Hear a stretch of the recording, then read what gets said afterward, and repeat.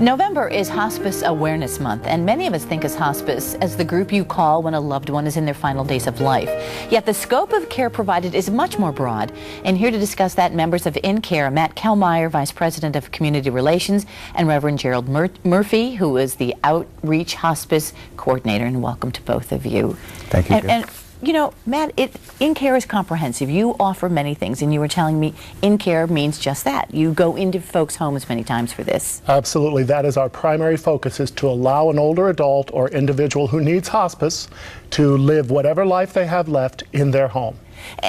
And as I said in the introduction, many people have a very different view of what they think hospice is until they realize that they need hospice. How do you explain it? Well, what I would say is there are a lot of misconceptions out there regarding hospice, and they are everything from it's for someone who has cancer, it's for someone who has to give up all hope, lack of control, and the reality is our hospice program, our philosophy is to put the individual and their family back into control, to allow them to live their lives, however long that is, the way that they choose.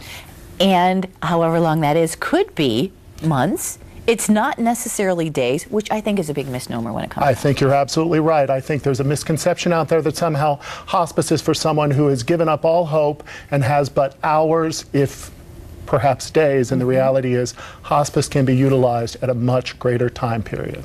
Reverend, you are part of the outreach program. Explain what you do and how you help families going through this. Specifically, my role is to be a position or a point of awareness where people will be able to engage with the hospice philosophy and how it can be applied in their own individual lives and own individual homes based upon the loved ones who need it at that particular time. Do you think that hospice services are underused? I absolutely believe that they're underused today, but a lot of that is about us getting the message out and showing people how it works and how we can be supportive of them and how that we can utilize their own giving to their loved one and be supportive to that opportunity. You say you also offer outreach specifically to the African American community. And why is that? One of the things that we have discovered is that in order for you to do something good about something, you have to know what that good is to be done. And so we need to be able to get the word out and let them know that there is an opportunity for us to be of service to them in a way that they are included, not only in service to their loved one, but in service to themselves at the same time.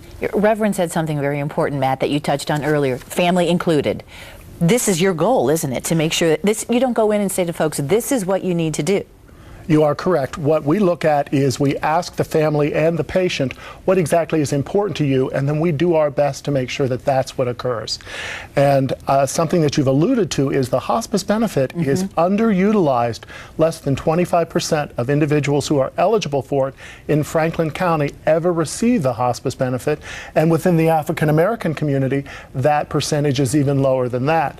And the basis for all of that is there are just a lot of misconceptions and misunderstandings about what hospice is. And our goal is to make sure that individuals, long before they need hospice, are aware of what hospice is and how it can support the people they love, including themselves. So you think that maybe sometimes folks are hesitant to even call hospice because they figure they can't afford it? Well, that's a great point. The reality is when people hear of all the services that hospice provides, they think they cannot afford it. And it is an entitlement of Medicare, meaning that there is no out-of-pocket cost because it's already been paid for. The other thing I would like to add when it comes to hospice, and I say the word Medicare entitlement, people are very, aware of our government funding and the fact that, we're always looking for ways to save money. Hospice, through the Medicare benefit, actually saves the federal government money.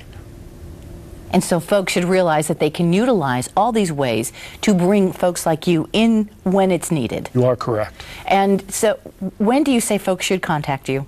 Well, I would say if you have someone that you're caring for, or a loved one, or even yourself, and as I'll give you an example, if you're on oxygen and you've been on oxygen for a couple of years, and perhaps you've been in and out of the hospital frequently in the last year or so, now's the time to at least explore how hospice could actually benefit from you. Whether you're actually eligible or not, the thing that we find on a regular basis is people make very important decisions very quickly. And we would encourage anyone who would like to explore that. Take time and do it right. Absolutely. Matt, thank you so much. And Reverend, it's a pleasure to have both of you here. Thank you, Gail.